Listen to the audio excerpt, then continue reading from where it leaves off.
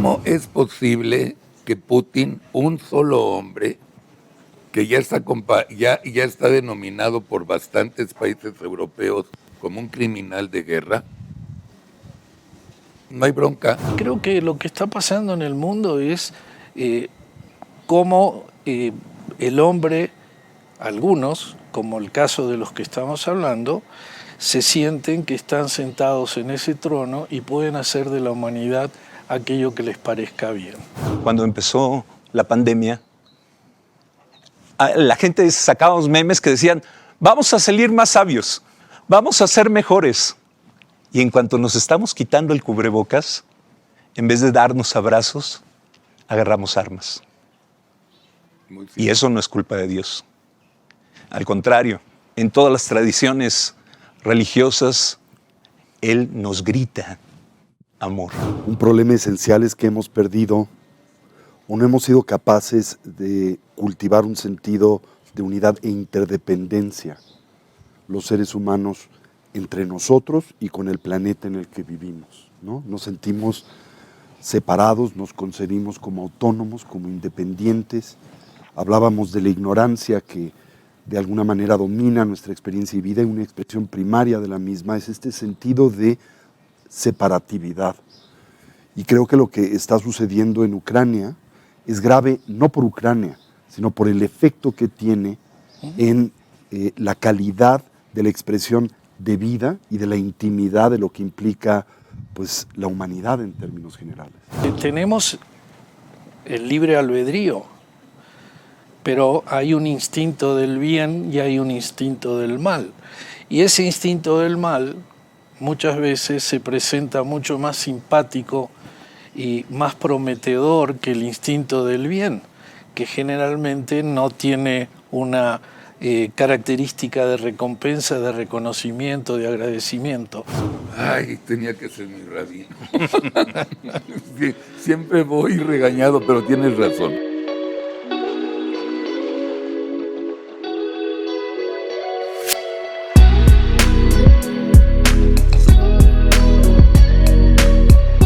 Hola amigos, bienvenidos a un programa más de Platicando con su servidor, Carlos Alarraqui, el programa donde conocemos y aprendemos cómo gente ordinaria se ha convertido en gente extraordinaria. Primero les voy a presentar a tres seres humanos extraordinarios, voy de izquierda a derecha. Marcelo Ridner, rabino de la congregación Betel, amigo personal mío, hombre sabio, hombre inteligente. Al maestro budista Tony Kara, profundamente, ¿cómo lo puedo decir? Lleno de luz, ¿no? Yo creo que sí. Y a Monseñor Carlos Cardona, que gran ser humano, lo poco que he platicado con él ya me cayó súper bien. Gracias. A ustedes tres, bienvenidos. Ahora les voy a decir por qué los invité. No solamente yo, sino muchísimo de nuestro público no entiende ya al ser humano. No entendemos cómo un solo hombre puede armar tal desmadre. Y no hablo nada más de López Obrador.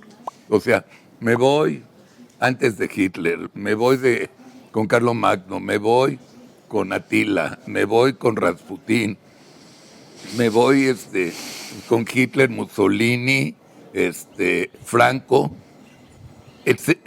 Trump, Castro, bueno, podemos al idiota de Chávez, al estúpido de Maduro, o sea, y al presidente de México, que no es nada brillante.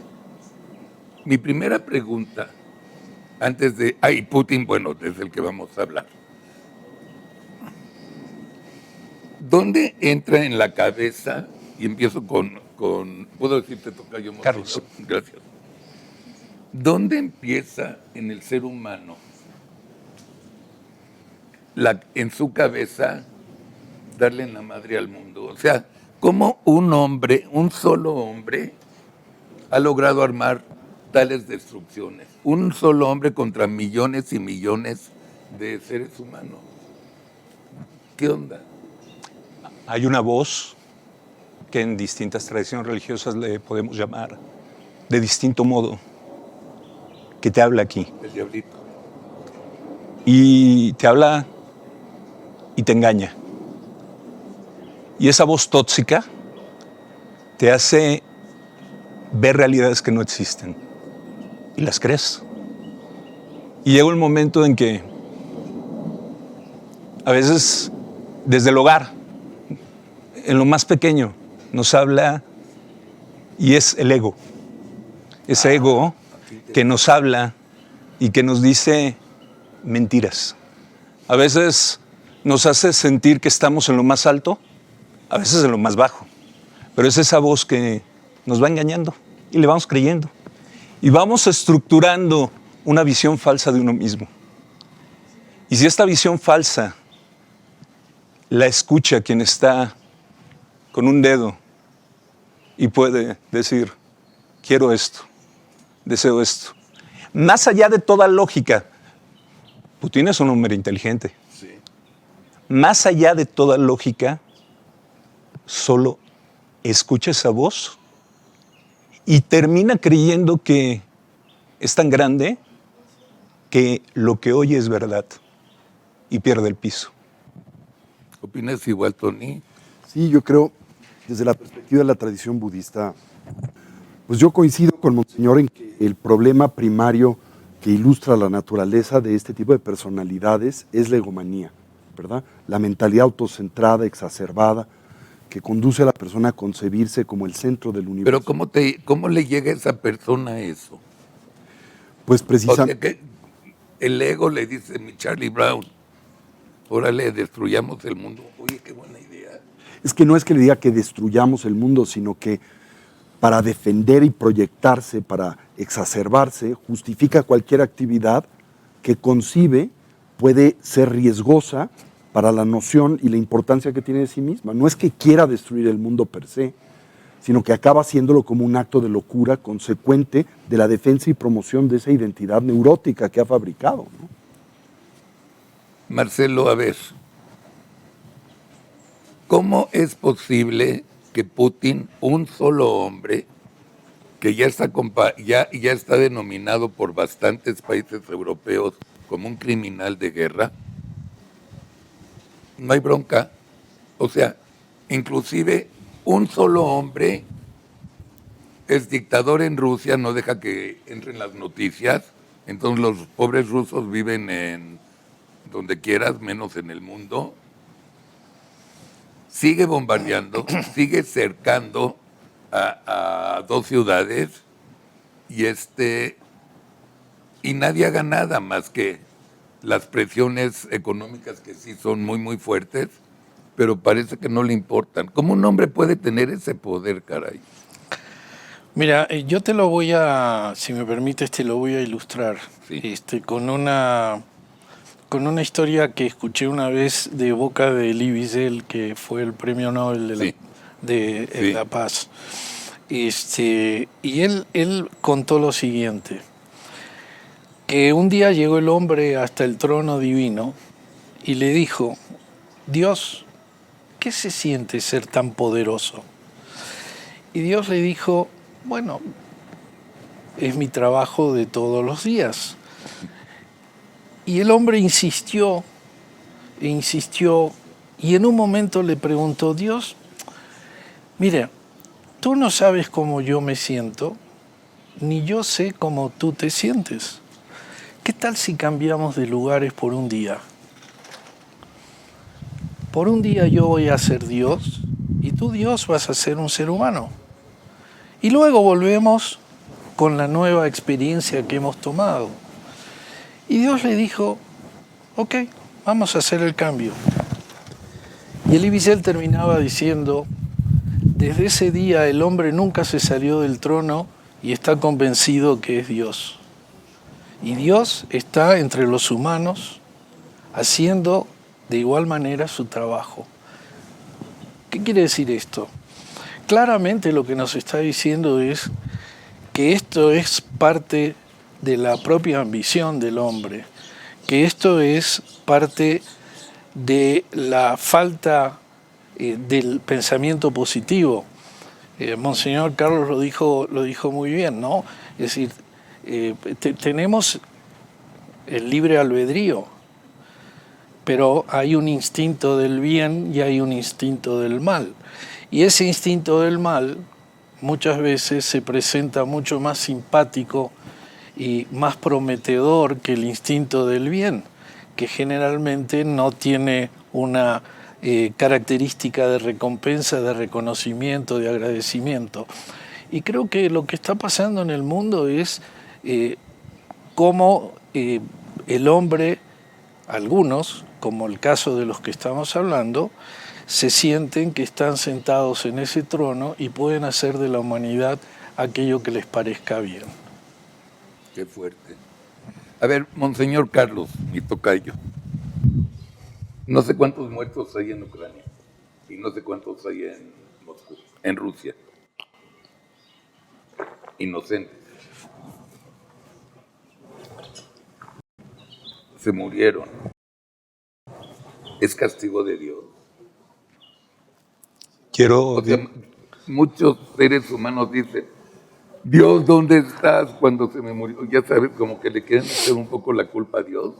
En cualquier religión, siempre como le mientan un poco la madre a Dios porque se murió un ser querido. Quiero dividir en tres partes. Sí. La primera, y quiero hacer eco a Marcelo, lo maravilloso que dijo. Recuerdo una frase que nosotros utilizamos en Navidad, que yo utilizo en Navidad. Todo niño quiere ser hombre. Todo hombre quiere ser rey. Todo rey quiere ser Dios. Solo Dios quiere ser niño. Qué maravilla. Qué bonito. Muy bonito. El tema de la muerte siempre, y en esto la tradición budista tiene una gran enseñanza, es el acontecimiento que más simbra al ser humano en su corazón. Es el drama más grande, terrible en una guerra como la que estamos viviendo. Pero siempre habrá una pregunta que es válida. ¿Qué sentido tiene la muerte? Y siempre que sufrimos, tenemos la mirada puesta en Dios. Aún en el dolor más profundo, sentimos que nadie más puede explicarme esto, o que nadie más tiene una respuesta. Y por eso a veces, ante tanto dolor, puedo gritarle. A mí me queda claro que Dios no es un adolescente que mire con enojo a su hijo porque le gritó, porque murió alguien. Al contrario, yo creo que Dios es el primero que llora con el ser humano estas muertes absurdas, egoístas. Y es terrible que nosotros contemplemos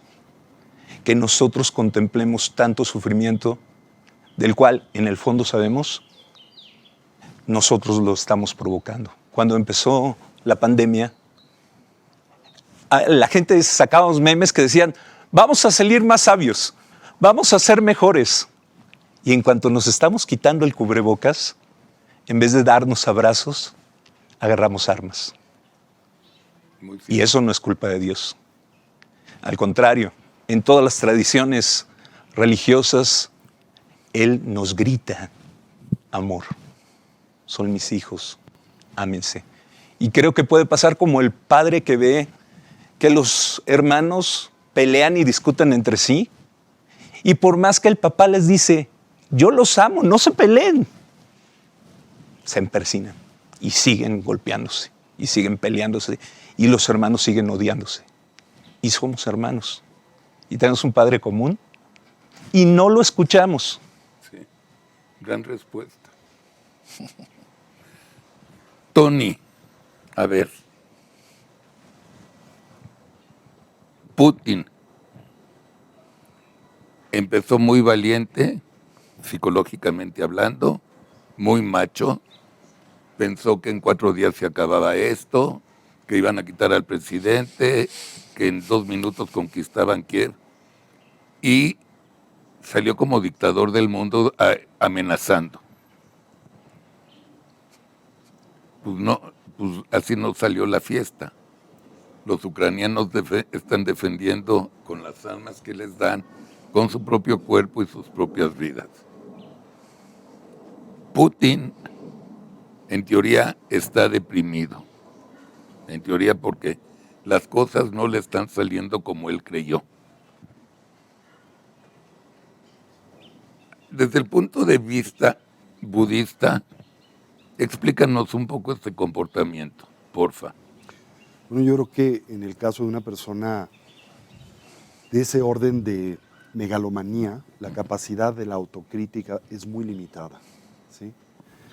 Y yo creo que eso genera un punto ciego que le impide integrar una perspectiva autocrítica de la cual pueda derivar algún tipo de aprendizaje o pueda implementar algún tipo de corrección en su estrategia política, militar o nacional en términos generales. Yo creo que, como bien decías, él probablemente consecuente precisamente de ese aislamiento en el que vive como dictador, las muy pocas personas que muy probablemente tiene a su alrededor y el temor que estos probablemente tienen, como es común en este esquema mental y social, de comunicarle la verdad, de decirle las cosas como son y no como él las quiere ver, pues elaboró una panorámica no precisa o distorsionada de lo que iba a ser esta iniciativa militar. Y como bien dices, pues ha sido contraria a lo que él esperaba. Y ahora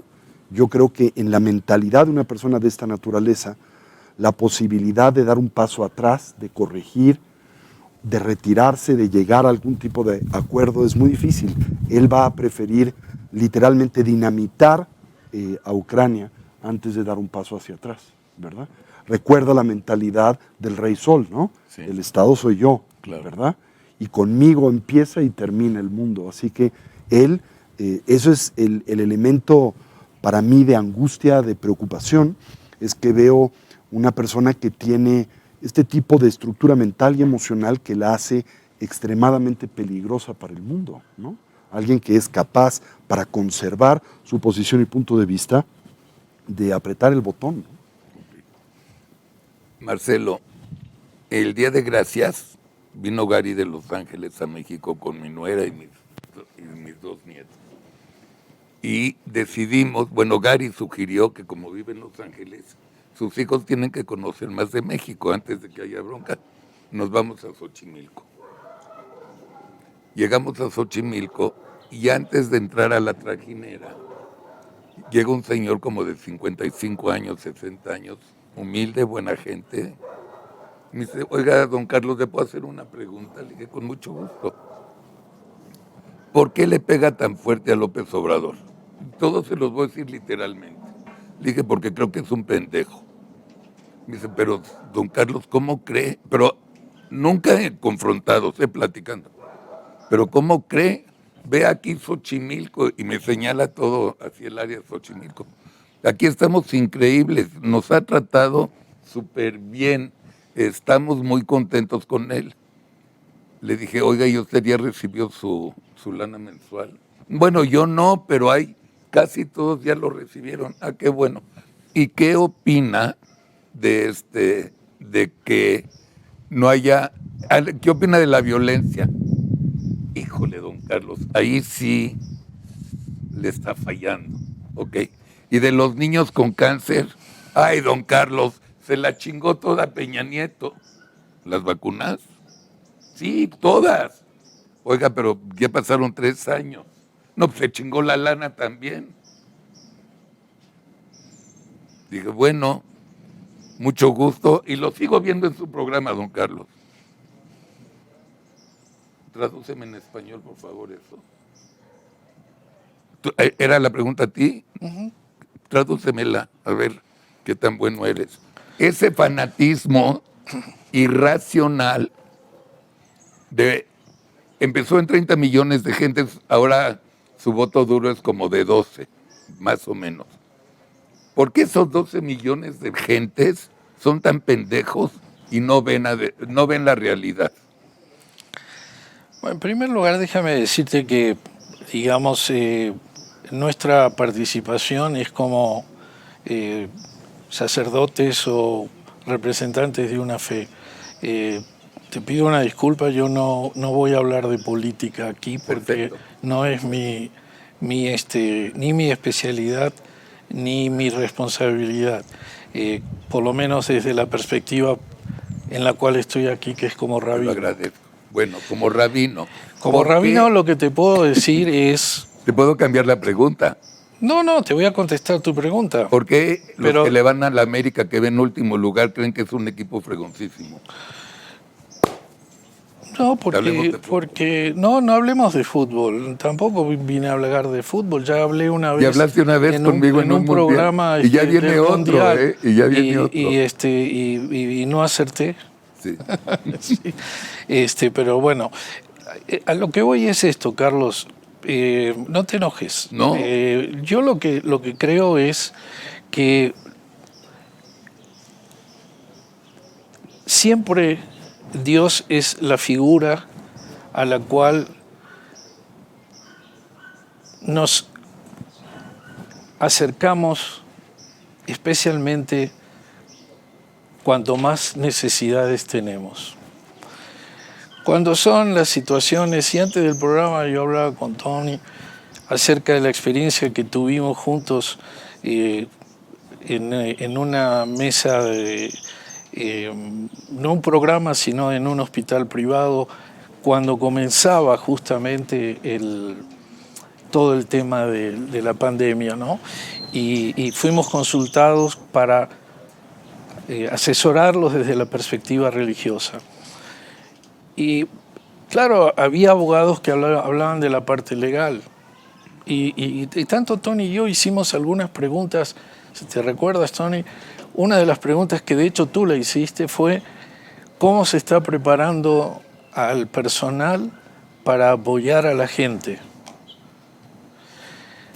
Entonces la pregunta que tú haces, yo te la respondo a ti, de que nuestra responsabilidad es señalar lo que la gente no está viendo, ¿sí? En una sociedad,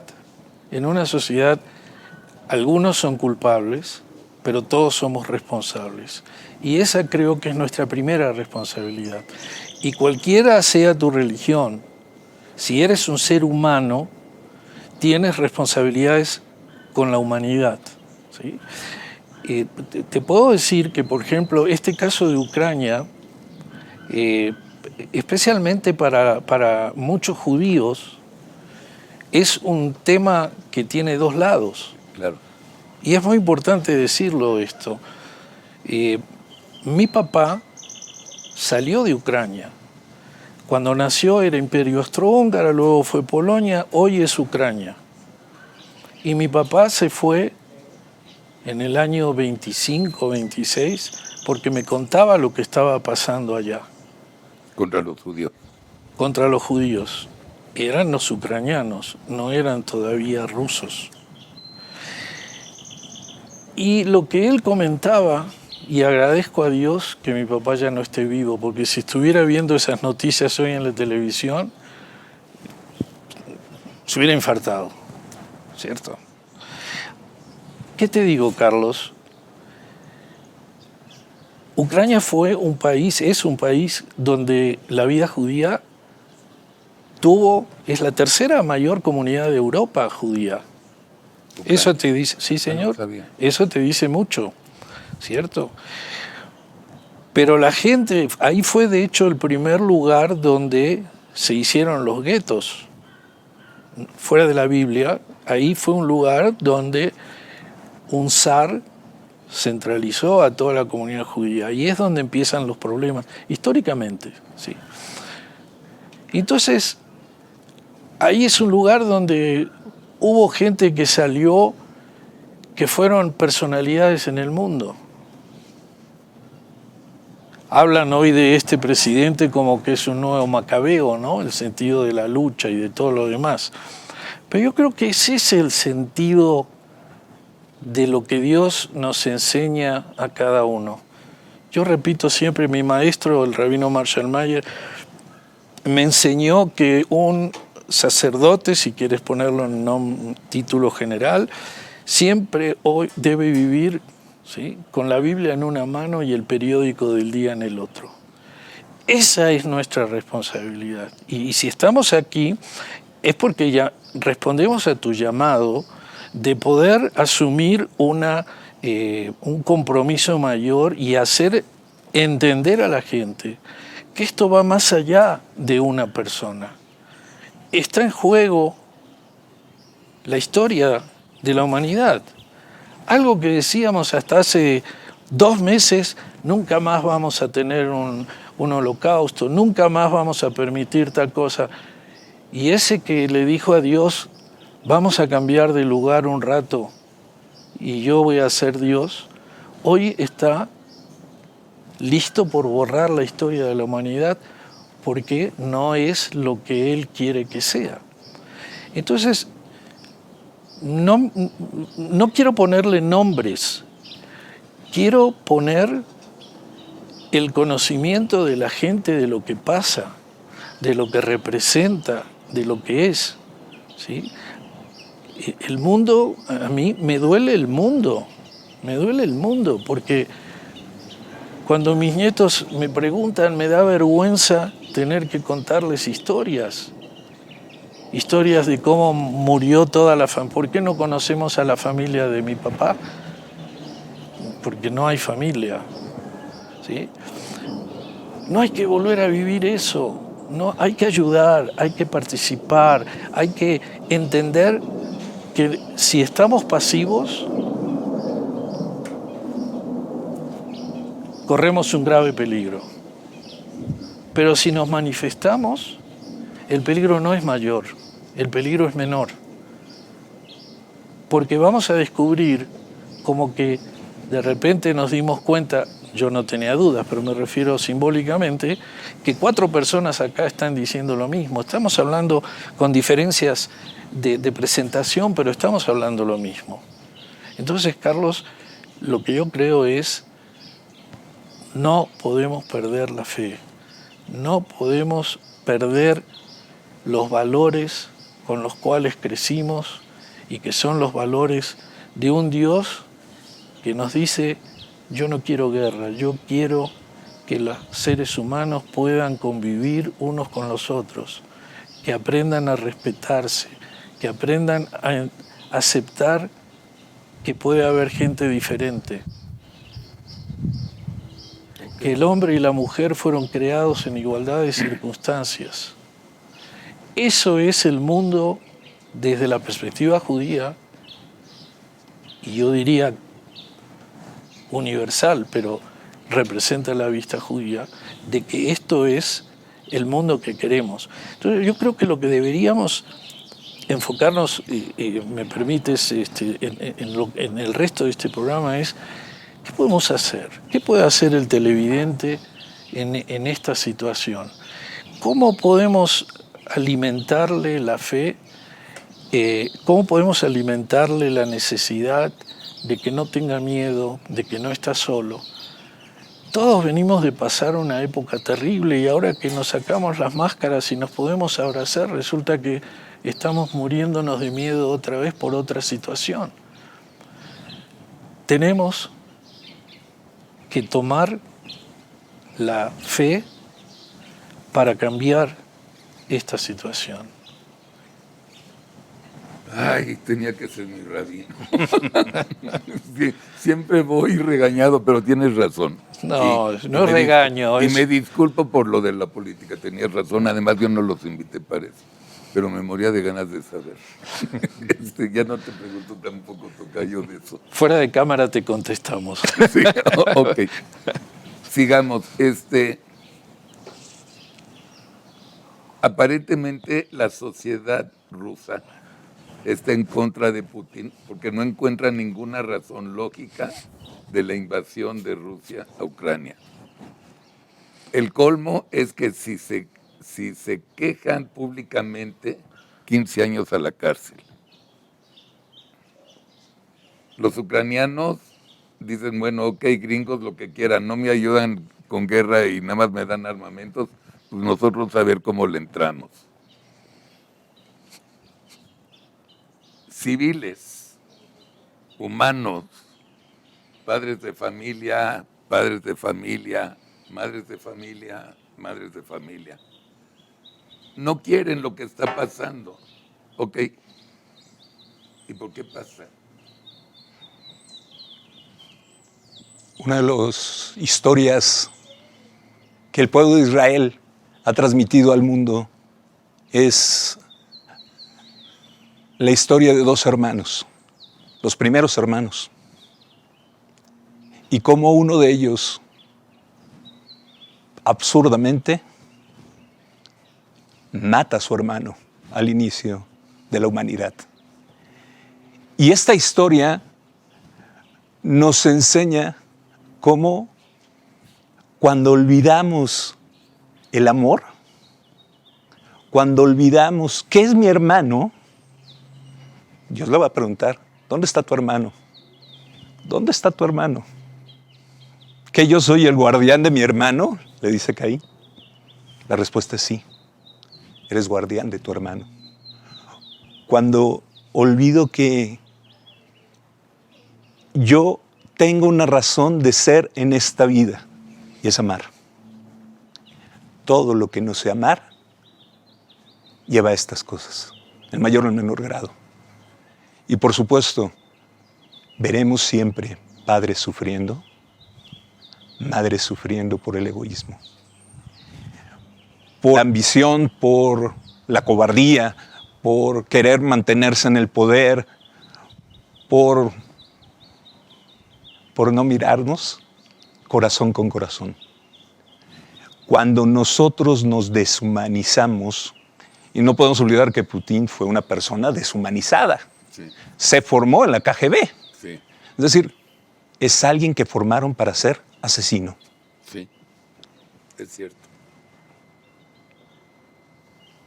La misericordia es la única respuesta a estas situaciones.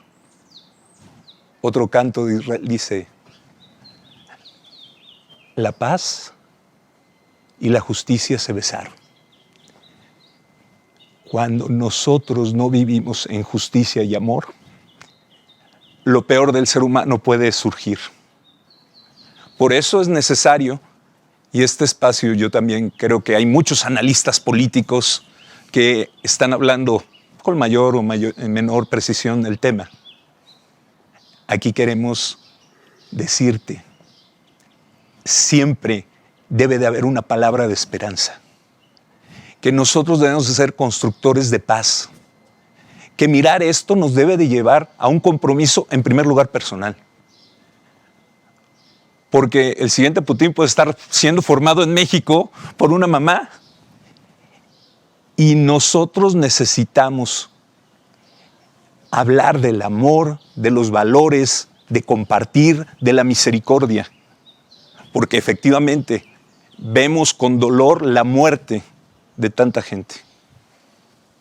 Pero a veces no vemos con dolor a los hermanos, a los niños que viven en las alcantarillas en la Ciudad de México. A veces no vemos con amor y no nos preocupan quien está muriendo de cáncer. Y podemos decir, ¡ah, qué injusticia! ¿Y por qué no empezamos a tejer estructuras que cambien las cosas? Estamos llamados a ser constructores de paz, pero no desde las palabras. Con los hechos. Con los hechos. Wow. ¿Me permite Sí, agregar señor. algo? Sí, señor. Me encantó la respuesta A mí también. y lo relacioné con algo, Carlos, que me... Y, ¿cuál es la primera pregunta que Dios hace en la Biblia con los principios de Génesis? Después que comen la famosa manzana, ¿sí? Se esconden detrás del árbol cuando Dios les habla. ¿Y cuál es la primera pregunta de Dios? Ayeka, ¿dónde estás? Y los comentaristas bíblicos dicen, ¿cómo? El Dios Todopoderoso no sabe dónde está. Entonces, ¿qué quiere decir? Que lo que le hizo es una pregunta retórica. ¿Sabes a dónde estás? Esa es la pregunta que hoy tenemos que hacerle a la humanidad. Es decir, ¿a dónde estamos? Tenemos que salir de nuestro escondite, mostrar que somos mayoría de gente que cree que podemos hacer de esta alcantarilla que es el universo un bellísimo jardín, asumiendo nuestro compromiso. Y me acordé, mientras escuchaba también, de alguien que tiene una respuesta maravillosa para esta situación, que es Viktor Frankl. Viktor Frankl, que fue el creador de la logoterapia, que fue un gran psiquiatra que vivió en el Holocausto y sobrevivió los campos de concentración, y él dijo algo que es una frase bellísimamente expresada y profundísima, que es: no tenemos control sobre las cosas que nos pueden pasar en la vida, pero tenemos el control sobre cómo podemos reaccionar a cada una de esas cosas. Muy cierto. Y esto es el sentido de este programa. ¿Cómo podemos reaccionar para que generemos ese movimiento mariposa que empieza a extenderse, de que la gente salga de cambiar de canal porque no, otra vez gente matándose, no, otra vez? No cambies de canal. ¿Dónde estás? Esa es la pregunta antes de cambiar de canal. Y empezar a entender que sí, podemos hablar de filosofía y podemos hablar de teología durante horas. La pregunta es: ¿dónde está el hombre? Y vuelvo entonces a aquel hombre que se sentó en el trono pensando que él es más inteligente que los otros. Te voy a contar un secreto. No lo es. Claro. Yo creo también que un problema esencial es que hemos perdido o no hemos sido capaces de cultivar un sentido de unidad e interdependencia, los seres humanos, entre nosotros y con el planeta en el que vivimos, ¿no? Nos sentimos separados, nos concebimos como autónomos, como independientes. Hablábamos de la ignorancia que de alguna manera domina nuestra experiencia y vida, y una expresión primaria de la misma es este sentido de separatividad. Y creo que lo que está sucediendo en Ucrania es grave no por Ucrania, sino por el efecto que tiene en la calidad de la expresión de vida y de la intimidad de lo que implica, pues, la humanidad en términos generales. Y debemos todos hacer un grito de reclamo para que esto cese y se transforme, no por Ucrania per se, sino por el efecto que tiene lo que produce y propicia en la humanidad en sí misma. Yo creo que, como decía el gran teólogo cristiano Pierre Teilhard de Chardin, estamos en un momento, una encrucijada histórica, en donde, él lo decía así, que me parece una frase muy hermosa: nos quedan dos alternativas, amar o perecer. Yo creo que este es un momento nodal en la historia de la humanidad. No lo veo como un suceso más de conflicto y guerra. Yo creo que si este conflicto es algo que no se resuelve adecuadamente, puede tener un impacto masivo en la calidad de vida futura de los pobladores de este planeta. Yo, desde que nací, no he visto algo más maravilloso de la solidaridad de la humanidad con los ucranianos y con los rusos. No con Putin, no con el ejército, sino y la solidaridad de los rusos con los ucranianos, que dicen: espérate, teacher, no queremos.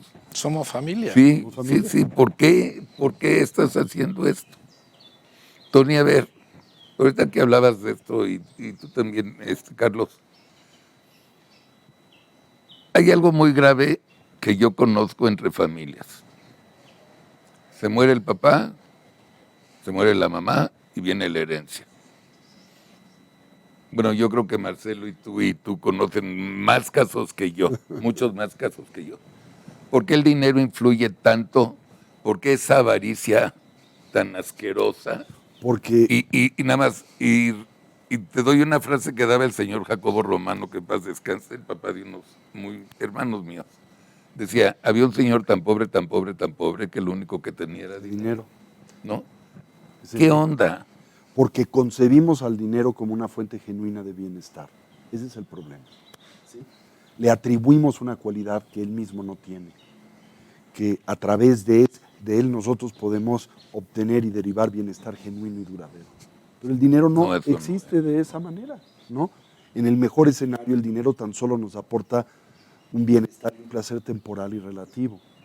Y es en consecuencia de esa cosmovisión equivocada que proyectamos sobre el dinero, sobre los estímulos sensoriales, sobre el poder, sobre de la fama, que surge el aferramiento y por lo tanto esta actitud violenta para hacerse del dinero, para protegerlo y para concebirlo como la razón misma de nuestra existencia.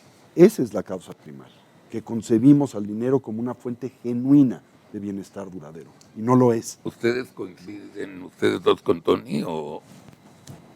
Sí, yo creo que esa voz que te habla y te dice, brilla, y brilla y es oro, ¿no? Y te está engañando. Y olvidas que es un instrumento y crees que es un fin. ¿Pero por qué se pelean? ¿Por qué los hermanos se dejan de hablar? ¿Por qué las familias se destruyen? Decíamos, y no solo por dinero, 1000 razones. Y el centro está en dejar de amar. Es Bravo, ponerme sí. en el centro de todo. Es cierto. Por eso, vence el mal con la fuerza del bien. Vence el mal con la fuerza del bien. Y eso es lo que queremos decirles hoy a todos, ¿no? Con la fuerza del bien. ¿Por cuál es la fuerza del bien? Mira, si nosotros queremos terminar guerras con más armas, lo que estamos haciendo es alimentar las fábricas de armas. Sí. Si nosotros queremos vencer el mal con violencia, Hay más. por supuesto, el mal solamente genera violencia, odio. El bien, el amor, la reconciliación, el compartir. El ser humano es lo único que va a poder ser el germen de una cultura de la vida, de una visión donde, aun cuando pueda sentir esa voz que me dice, tú eres más, mereces eso, roba esto. Cuando hay una mirada sana, con luz, con amor, con trascendencia, dándome cuenta que mi vida es para el otro y no el otro para mí. Cuando yo tengo un corazón abierto, que comete errores, pero que se da cuenta que tiene que ser honesto consigo mismo y decir, vamos, me equivoqué. Solo cuando empezamos a construir desde el bien, podemos pensar en una paz duradera. No hay paz duradera donde los ejércitos solo están enriqueciéndose más. Son guerras para sacar armas que tienen ahí almacenadas y poder tener más recursos y más recursos y más locura. Lo sabemos. En México nos pasa. ¿Por qué llega tantas armas? Más y el tema de la droga y todo. A lo bestia. Pero llega a lo bestia porque hay un interés económico de seguir vendiendo armas. Y podrás producir guerras de cualquier tipo y vas a tratar de justificar y tratar de vender más armas, lo cual es absurdo. Claro. Con armas no vas a lograr la paz. Es cierto.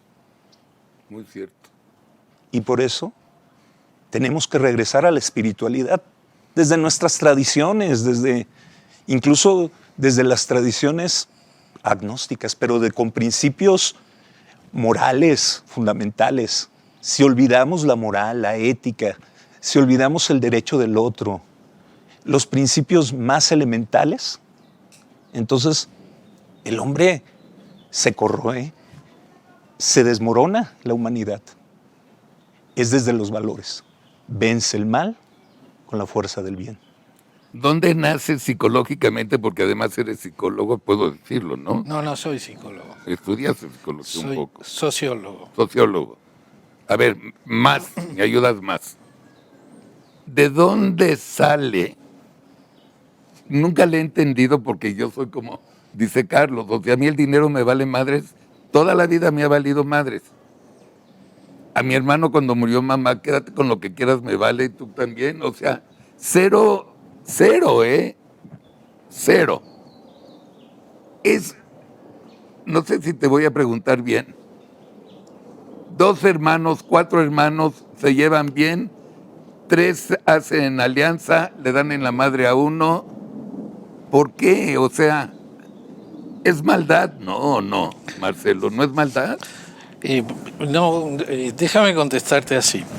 Primero, si me permites, ¿puedo contar un chiste? Claro. Porque no crean que nosotros somos nada más A mí que me preguntas. pensadores haz lo así. que quieras. Bueno, dicen que un señor se estaba muriendo en el hospital y la enfermera estaba cuidándolo y estaba su familia alrededor. Y entonces el señor, ya agonizando, le dice a su esposa, dice, María, todos los edificios de Polanco son tuyos. Y la enfermera abre los ojos así, ¿no? Y le dice a uno de los hijos, dice, José, dice, todas las casas de Bosque Real son tuyas. Y a la otra hija le dice, todas las casas de Bosques de las Lomas son tuyas. Y la enfermera no se aguanta y le dice a la esposa, dice, oye, su esposo es un hombre muy rico. Dice, no, somos distribuidores de leche. Entonces, ¿por qué cuento esto, no? Porque yo creo que el dinero es uno más de los becerros de oro que nosotros creamos. Lo creamos con la guerra, lo creamos con algunas formas ideológicas que terminan dominando la mente del hombre, lo creamos con el petróleo en su época, ¿sí? Sí, hermanos, yo he visto hermanos que se dejan de hablar, familias que se rompen por un tema de dinero. Muchos has visto. Y he visto familias que se han reunido mucho más fuerte por la falta del dinero.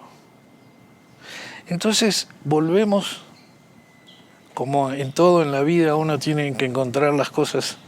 Para poder avanzar hay que mirar hacia atrás. No vivir atrás, sino mirar como una referencia de tu camino. Todos estos valores son los que han deformado la mentalidad del hombre, la mentalidad de la sociedad, ¿sí? Hay un libro que les recomiendo muchísimo de David Brooks que se llama Las dos montañas, donde él habla concretamente de una montaña que es la primera que todos queremos subir y que es la montaña que termina en el éxito personal, pero que deja en el camino muchísimas cosas para poder llegar allá arriba. Y dice que cuando llegas allá arriba te das cuenta que estás solo y que no es lo que quieres. Y entonces bajas, digo, estoy resumiendo todo el libro, sí, bajas, te quedas en el valle una época hasta que descubres que hay otra montaña. Y la otra montaña tiene una gran diferencia. La otra montaña la subes con tus seres queridos, el paso es diferente, no te preocupa tanto llegar a tu destino como disfrutar el viaje. Y ese es el cambio que necesitamos en nuestra sociedad.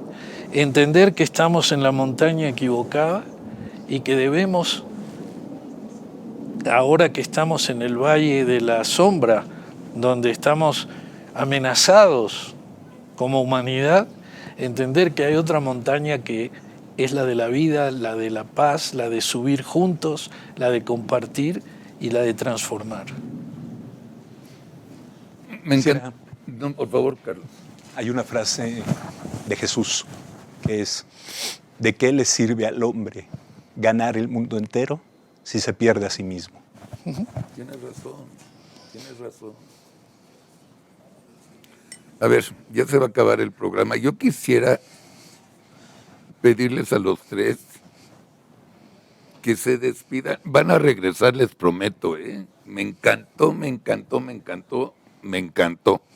Hombres inteligentes y sensibles, fantásticos. Despídense de nuestro público para que al terminar de ver el programa tengan una sonrisa y un una paz interna que puedan volverse positivos y ayudar. ¿Quién quiere empezar? ¿Tony? Pues yo recuerdo una frase de Mahatma Gandhi, Sí. una de las grandes figuras espirituales del siglo XX, que Sin decía duda. que no existe un camino para la paz, porque la paz es el camino. Y pues compartir con nuestra audiencia, el que tengan también presente, creo que esto es un elemento de tranquilidad y consuelo, que todo pasa, todo es transitorio, y que también esta circunstancia, por compleja y difícil y doloroso que en efecto es, también pasa. Y como no es receta, sino para ellos personalmente que están viendo ahorita el programa, un mensaje. Todo lo que hacemos, pensamos, decimos como individuos, tiene consecuencias de las que nosotros somos directa o indirectamente responsables. Nosotros no somos víctimas ni estamos arrojados a la existencia de nuestro entorno inmundo, porque co-creamos la experiencia que de él tenemos momento a momento. Así que trabajemos en cada instante de nuestras vidas para crear, por lo menos en nuestro entorno más inmediato, el tipo de mundo que queremos tener. Eso es algo que podemos hacer, porque como Sí se bien puede decía hacer. Marcelo, no podemos o tenemos una injerencia muy limitada y modesta sobre el entorno, pero tenemos una excepcional y trascendente influencia en la manera en que deambulamos por ese entorno. Así que, ¿por qué no cambiamos nuestra estancia en el mundo y hacemos de esta una de esperanza? Y comunicamos y compartimos esto para que tenga una reverberancia que llegue hasta Ucrania. Muchas gracias. Tocayo. 2 invitaciones. La primera, Y si quieres 3. perfecto. Con mucho gusto. La primera es muy sencilla. Yo quiero invitar a todos los que están viendo, respetando a quienes no creen en Dios, pero que están viendo este programa, a quienes tenemos la convicción en Dios, encerrar un momento los ojos muy brevemente y escuchar uno de los cantos de Israel. El Señor es mi pastor, nada me falta.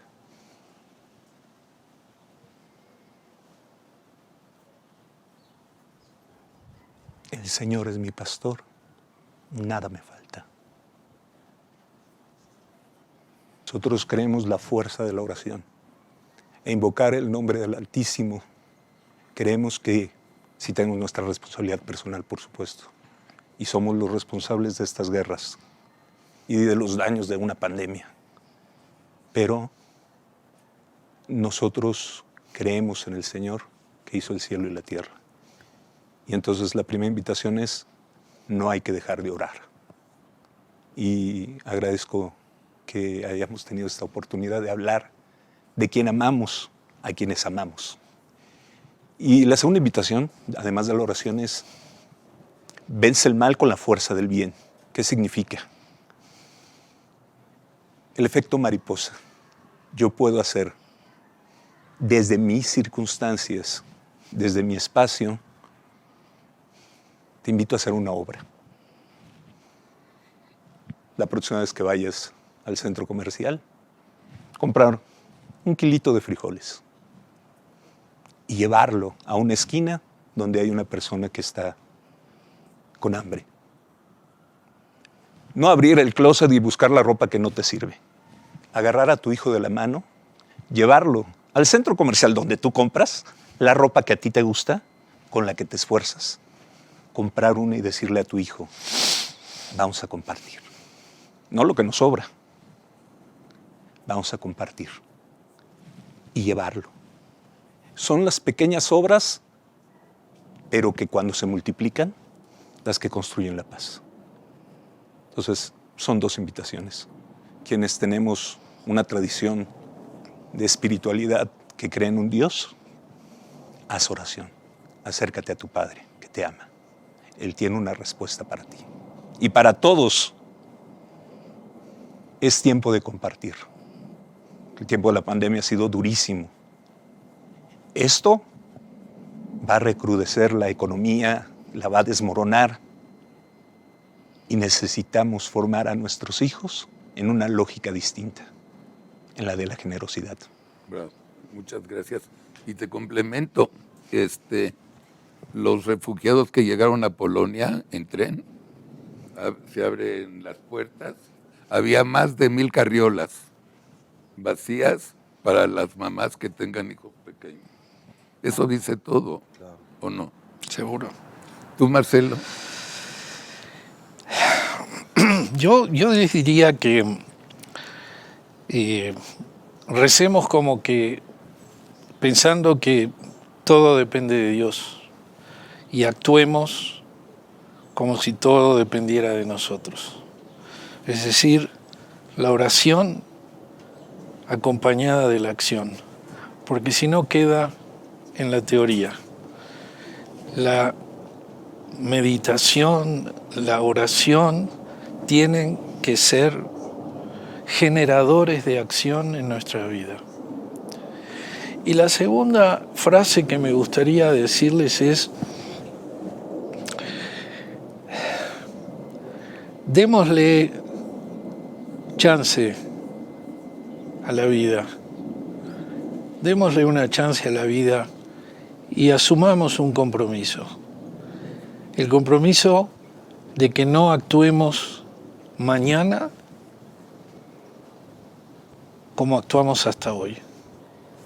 Un pequeño cambio, una pequeña cosa que pueda hacernos sentir que a partir de ese cambio podemos recrearnos, podemos construir una mejor persona que está ahí adentro, pero que todavía no la descubrimos.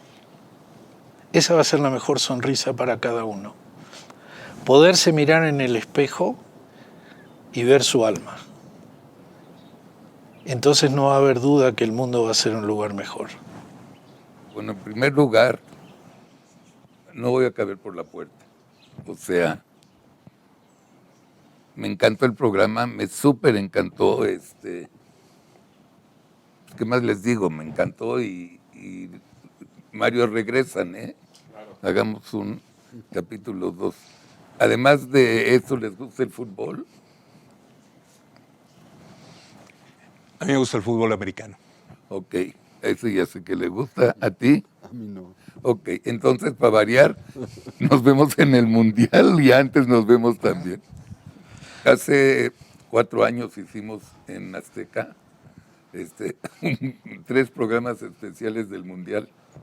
El primero fue igual.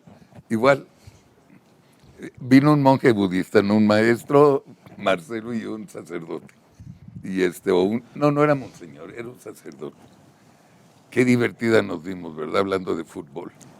Sí, demostramos que somos mejores hablando de teología. Sí, no, pero fuera que dijiste que Argentina ganaba, Bueno, no me equivoqué tanto, fue finalista. Finalista, sí. Y Bueno, perdón, mi papá también creía que Argentina ganaba. ¿Ves? Sí. Pero el emérito ganó. Sí, Ratzinger. Sí. Pero antes de despedirme les recuerdo 2 favores. Suscríbanse a Tipical en YouTube y en Facebook. Es una sola razón.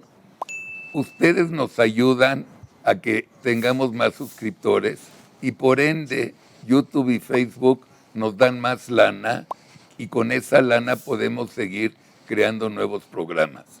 No cuesta 1/5 la suscripción. Ayúdenos, por favor. Nos van a hacer un gran favor. Y 2, no sé si ya están enteradas, ya se abrió la tienda Tipical en YouTube y en Facebook. Naveguen por ahí a ver qué les gusta y compren lo que les gusta y también nos van a hacer muy felices. Marcelo, 1000 gracias. Mil gracias. Tony. Gracias. 1000 gracias. Carlos, mil gracias. Dios los bendiga a todos. Me encantó el programa, no tengo palabras. Gracias.